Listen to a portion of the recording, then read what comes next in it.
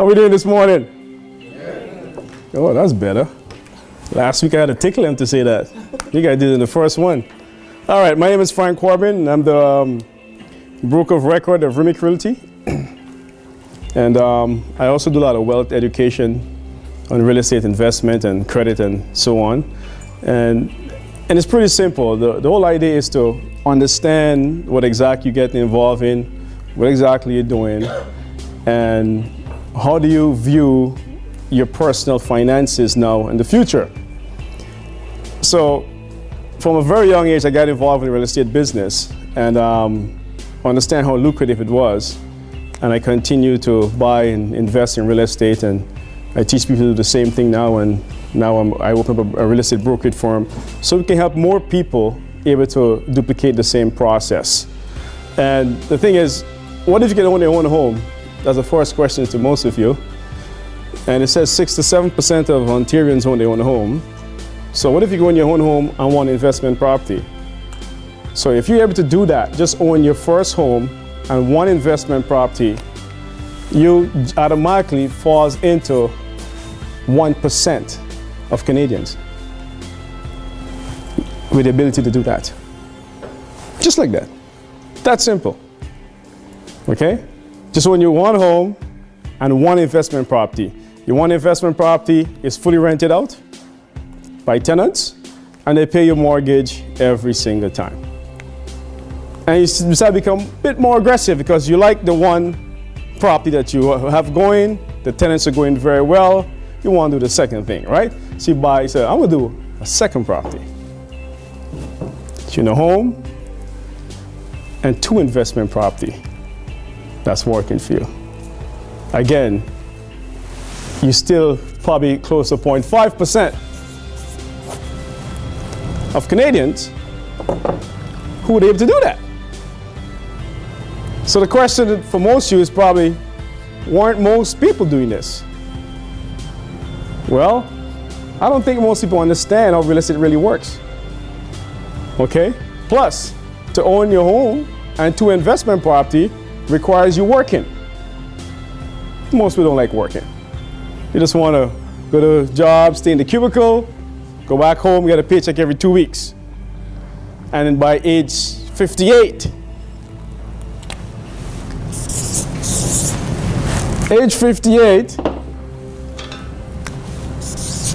do you know, on average, at age 55, that's when most people decided to start to look at the retirement investment process, retirement portfolio. You guys understand that? At age 55, people actually start taking their investment portfolio serious. Because what they teach you guys, it says, oh, you're young, have fun. Just have fun, have a wonderful time, enjoy yourself.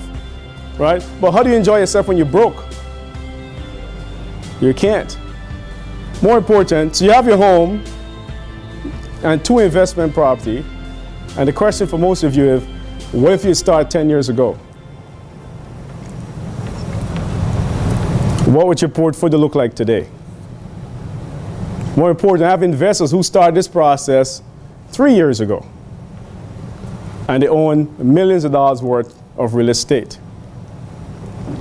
So what I do, I form a team of realtors, mortgage brokers, appraisers, home inspectors, real estate lawyers. And our job is to help you do two things. First, buy your first home. And second, help you develop yourself a real estate portfolio.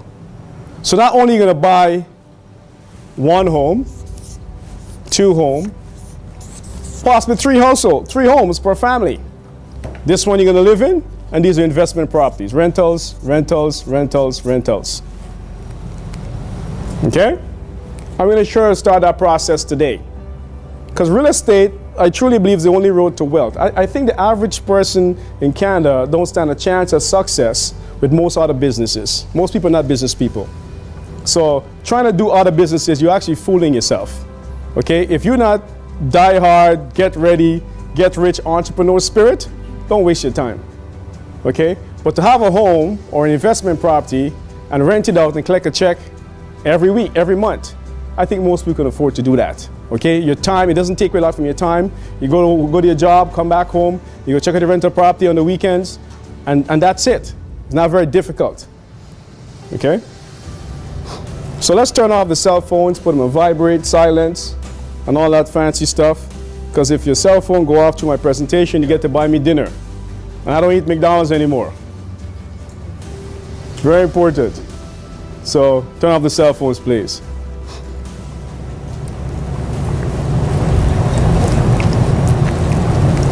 So I'm going to solve some of the question most you have in your head based on the information you're getting from the media and the news and all that kind of stuff you're reading online. So most people are talking about this is, Frank, interest rate has been low. It's been the lowest over 40 years, 25 years plus. Don't you think it's going to go up? Well, fair question. So I'm going to go back, okay? I'm going to go back hundreds of years back. And it says history is very stupid. It tends to duplicate itself. So what happened in the past tends to happen in the future, and it continue over and over again, right? So I'm going to go back from 1935, where we have economical crisis, plus minus years from that, all across the world. Europe had financial problems. America had problems. We had war in Europe. We had war everywhere happening. Crazy stuff in the world. Exactly the same thing we have going on today. And this is Bank of Canada interest rate. Stayed extremely low from 1935 to 1955. Over 20 years of low interest rate. Can you imagine? From 1935 to 1955, you got 20 years of low interest rate. So when you have this kind of economical status going on, what should you do? So what most of you should be doing right now, go out and buy yourself $1 million+ worth of real estate. Okay? And get your tenants paying it down to zero over the next 20+ years. You're never going to get this opportunity again. Okay? Every generation have the chance at success. In 1989, your opportunity was buy a house at high interest rate. The house price was low. That was your opportunity. Most people at the time ran away from that opportunity. What they did, they sold their house and they exited the marketplace. Today, it's a different generation, different time. Your opportunity is you're buying real estate at a high price, but your interest rate is low.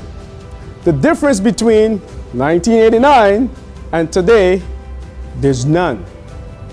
So whether the interest rate is low and the price is high, or the price is low, interest rate is high, the affordability range have to be the same. Are you with me? Make notes, please. You understand that? The average affordable rate have to be the same. That's what is the average person can afford to buy a house at. Very important. So because I understand that, I'm never afraid of interest rate. I'm never afraid of market ups and downs. If you're buying real estate at a right location. And what location drives? Demand for your property. You're going to buy it, you're going to sell it, you're going to rent it. That's what location drives. Okay?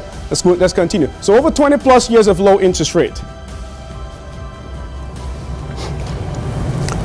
And here we're talking about in 1989, when the house price came down, and affordable rate from 1995. That to bring the prices down from 1995 all the way up to 2015. Affordable rate have to be consistent in order for the market to move. Otherwise the market freeze. Okay? Have to be. Next, make a note of this, please. The market only moves when irresponsible spending gets introduced. That's the only time the market moves. So when the banks start offering zero money down, 5% down, 10% down, cash back upon closing, that's the only time the market moves. That have to remain in the market every single time. Tracking it back from 1946 when CMHC was introduced in the real estate market. And the other guys in the US. Okay? Affordable rate has to be the same. So let me show you something here now. So here comes 2006, 2007. The U.S. market went through a disaster. Okay? This is Canadian information though. And what happens now, they notice that the affordable rate in Toronto was increasing. We don't like that. Because what that does, it slows the market down. So what the Bank of Canada did, look what they did. In 2008, 2009, they dropped the interest rate. Remember that? They dropped the interest rate. And as soon as they dropped the interest rate, we went off again. Irresponsible spending, the market is moving. Moving. Sell, sell, sell, sell, sell. Buy, buy, buy, buy. Sell, sell, sell. Buy, buy, buy, sell, sell, sell. Look at this now, folks. 2014, 2015. Affordable rates start to go up again. What just happened 2 months ago? 3 months ago, what just happened? Interest rate dropped again. We got to bring that number down. You understand that? So you just drop it, got to come down. And we're going to piggyback this for a long time. It can't change. And if I go back to the following chart and show you the same thing from 1935 to 1950, we're doing the same thing. The same thing. They have to drop the rates to bring it up, drop the rates to bring it up. The same thing happening today. That's real estate education. That's financial education. It's not going to change. So some folks say, Frank, I'm going to time the market. So how are you going to do that? Well, I'm going to buy low and sell high. Okay, so when is the low point? And when is the high point? So if you decide to time the market, you've been in the market for a while, and look at this, you time the market in 1989. 1989 right here. You say, Frank, I'm getting out of the market because house prices have increased too much. I'm getting out now. Okay? So you sell your property in 1989, and the market turned down. 1989 all the way up to 1999 before the market started to appreciate back again. So you have 10 years of non-revenue collecting on your money. It's sit in the bank and do absolutely nothing for you. So the people who stayed in the market, their portfolio doubled and tripled. Because what most people don't understand that when a person can't buy, what do? Rent.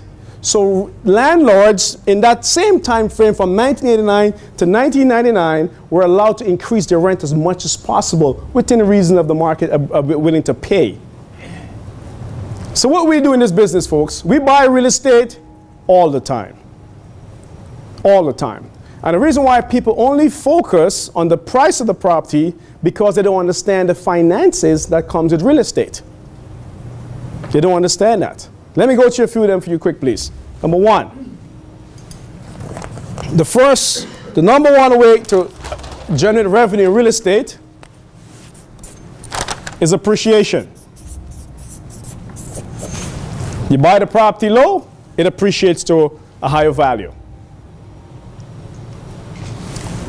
Next, mortgage pay down.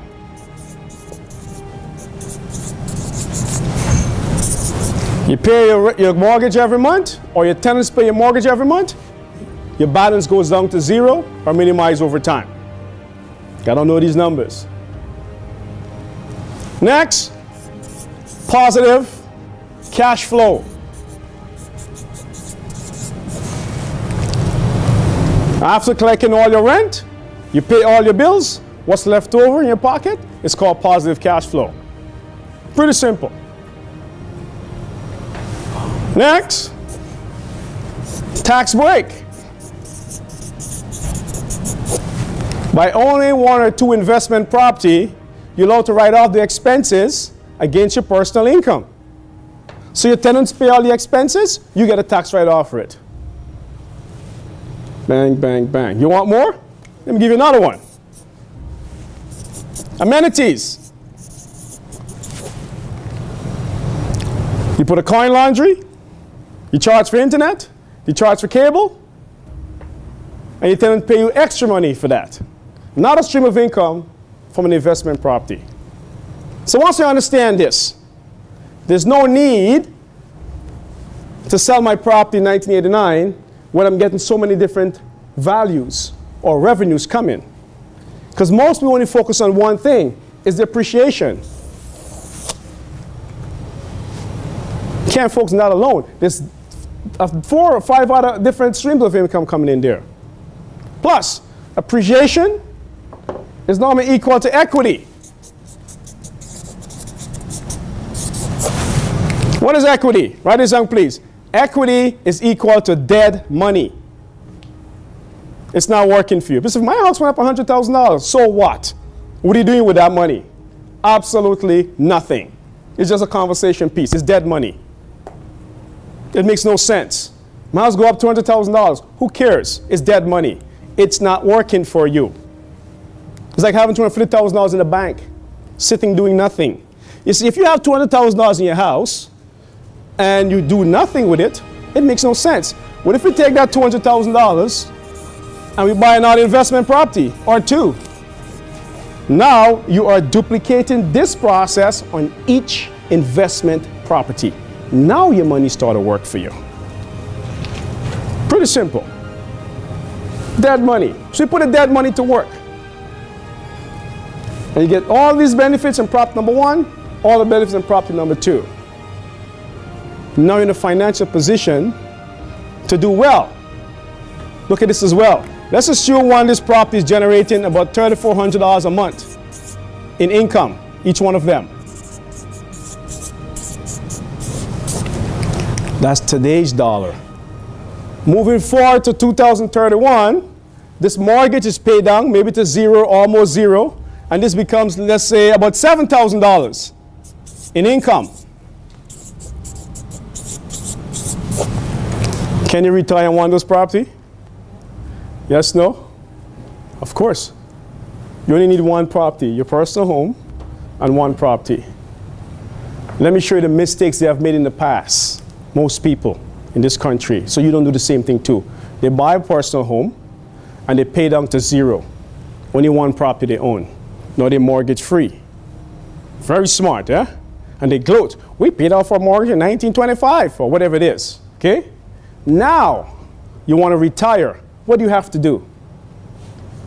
Sell your home, or more important, the new word is called a reverse mortgage. Write this down, please. Reverse mortgage is for idiots. You spend years paying down the mortgage, now you give the money back to the bank. Not very smart. You spend years working 2-3 jobs, whatever you do to pay off your mortgage, down to zero. Now you're going to reverse the mortgage. No, reverse mortgage means is giving the bank back the money that you just paid off. Put yourself back into debt. Doesn't make any sense. So if you own your home and one investment property, your investment property is paid down as well. That can generate enough revenue to keep your personal home going, because that mortgage is zero, and also give you income to travel, vacation, whatever you want to do. More important, folks, do not sell your real estate properties unless you're losing money, especially if your property is located in the GTA.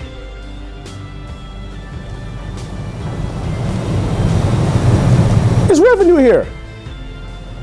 So the idea is to build a portfolio of investment properties. Personal home, 2-3 properties, and you build it over the years.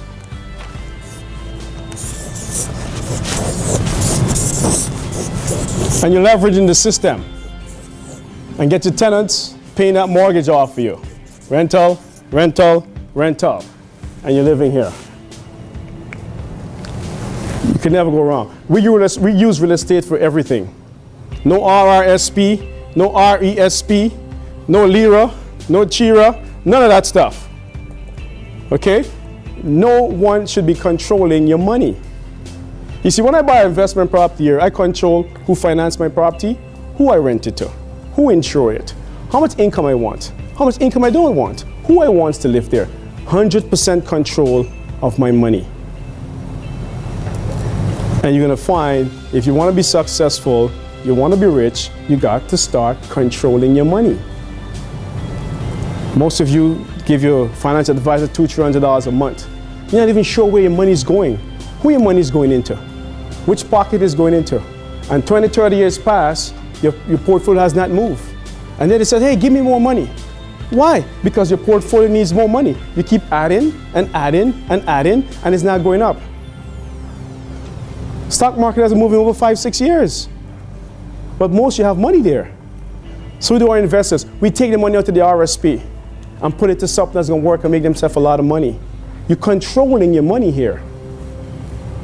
So because we're always buying real estate, folks, we do the same thing they do in finance. It's called dollar cost average.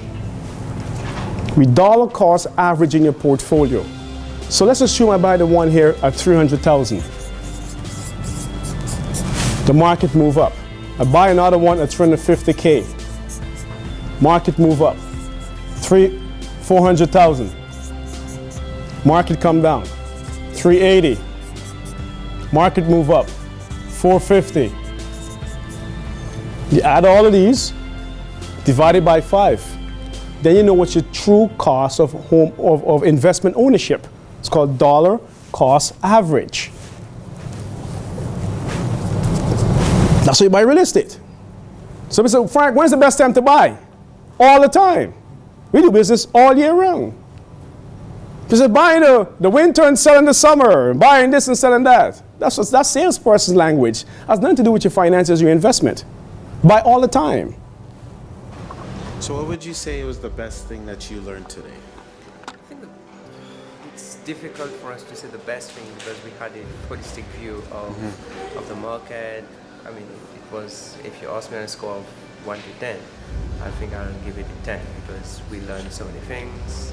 Nice. Yeah. Was there any one particular thing that stood out to you from the information that you learned today? The market information, timing of buying stuff, and how we could make things work for us. And is this program something that you would recommend to your friends and family, and why? Yes. Definitely, because we didn't grasp that.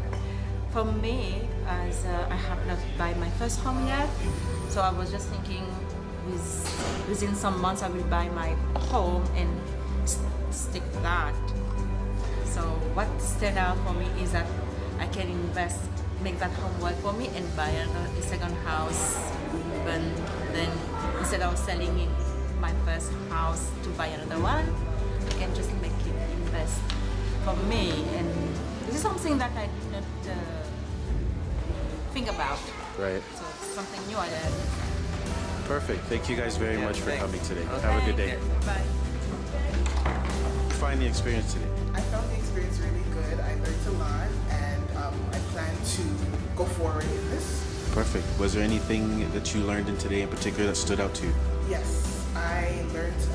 What stood out to me was the fact that people with bad credit or consumer proposals or have done bankruptcies, they still have a chance at owning a house. And What was your opinion on the seminar today? It was very eye-opening. It's very eye-opening. Was there anything in particular that stood out to you from the information you heard today? Well, the trends, especially from the early 30s and the 50s, I was not aware that the investments were flat. That was quite eye-opening. Would you say that the program or the seminar clearly demonstrated the benefits of buying versus renting? Definitely, yes, definitely. And is this a program that you would recommend to your friends or family, and why? I recommend it to anybody that I care about. Perfect. Thank you very much. Okay. How was the experience today? I think it's good. It's very interesting and very informative. Was there anything about the program that stood out to you in particular? I think it's giving the opportunity for people to realize that they can own a home.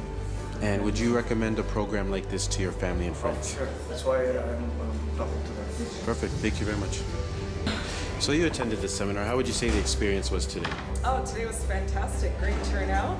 Good. Was there anything in particular about the program that stood out to you?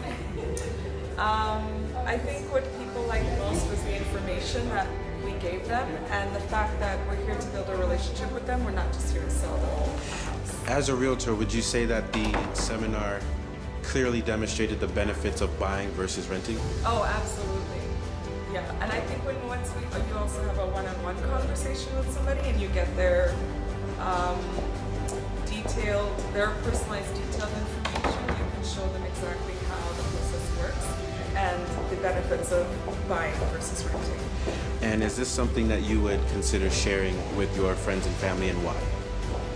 Definitely, it's something I would consider sharing with my friends and family because how Frank talks about generational wealth and getting your money to work for you and you're not working hard for your money, that's why I would share it. Perfect. Thank you very much. So how was your experience with the seminar today? It was fantastic. I thought that Fred did a great job presenting the benefits of buying and what we as a real estate agency and brokerage can do for families, showing the benefits of purchasing over renting.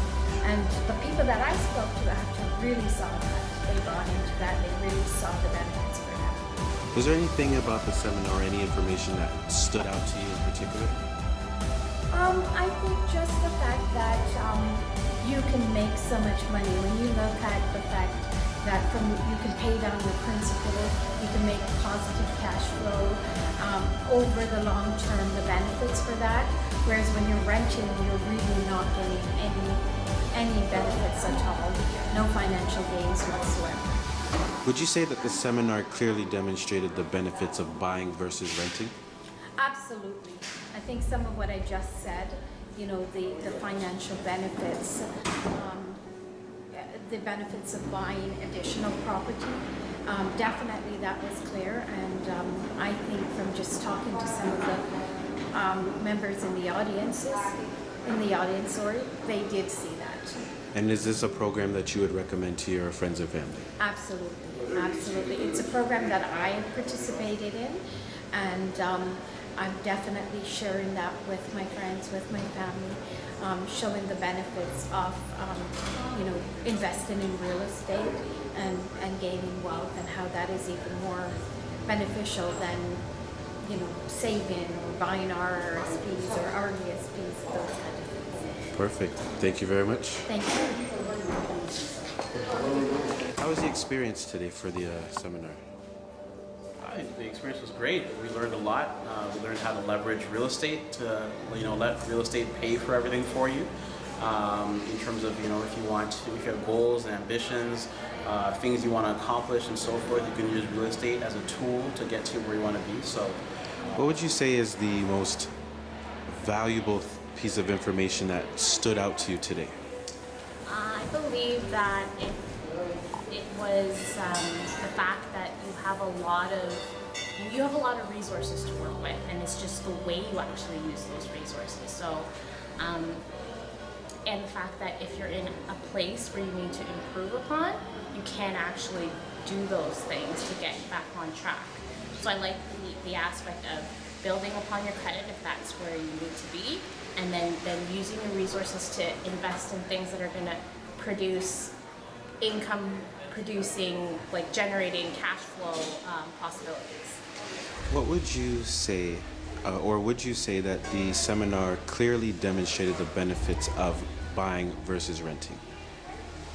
Oh, I think anybody can get into buying a property. I mean, once you have, the minimum requirements to get involved with REMIC, or even if you don't, REMIC is willing to sit down with you and help you achieve those minimum requirements to get to where you want to be. So you can take action right away. I think that's the key thing I learned today, is in terms of taking action right away, getting on board or on a plan in terms of either fixing your credit, generating more income so you can buy these properties and hold on to these properties and follow them with tenants to get you where you want to be. So. And would you recommend a program like this to your friends and family, and why? Oh, most definitely. Yeah, I would. Yeah, and the key thing is, like, we're all about, if you have your friends and your family, you're doing them a disservice to not talk to them about real estate and so forth, because you can use real estate not only to help your family, to help build generational wealth for your future kids, buying property today, because the values of properties are definitely increasing in the GTA. This is a market unlike almost any other market you'll see in North America. And then using that to basically, achieve goals for yourself, for your kids, buying homes for your kids today, with tenants that you can, rent out those properties, and then the kids can have a home when they turn 20, 25. So most definitely we refer that to family and friends for sure. Perfect. Thank you very much for your time. Thank you. So how was the overall experience today of the seminar? Good. Frank Corbin's the man, and he always makes people feel welcomed and very knowledgeable. He's very good at what he does. So the experience, every seminar, whether it's free, paid, I go to everyone. Would you say there was anything in particular that really stood out to you about the information presented today? Well, the information is always new. It's always good to refresh your brain because every day is different. So you have different like-minded people. Frank always brings out the best in investing in real estate. He always brings out what you need to do go to the next level. So today's information was good, and every day's information is good. You can take a lot going to different seminars with Frank because he's just good at what he does, and the information is always there. Would you say that the seminar today clearly demonstrated the benefits of buying versus renting? Yes, every seminar he does demonstrates that because it's a no-brainer. You do it or you don't. It's up to you, right? And would you recommend a program like this to your friends and family, and why? All the time. I invite everybody that I know, every seminar, every free seminar, especially first-time home buyers, when he gives more information than he does at the seminars, and he spoils it up, and at the end you can talk to him after about it, what his ideas are. It's every day when you don't come to one of Frank's seminars, it's like you're losing out. Perfect. Thank you very much for your time.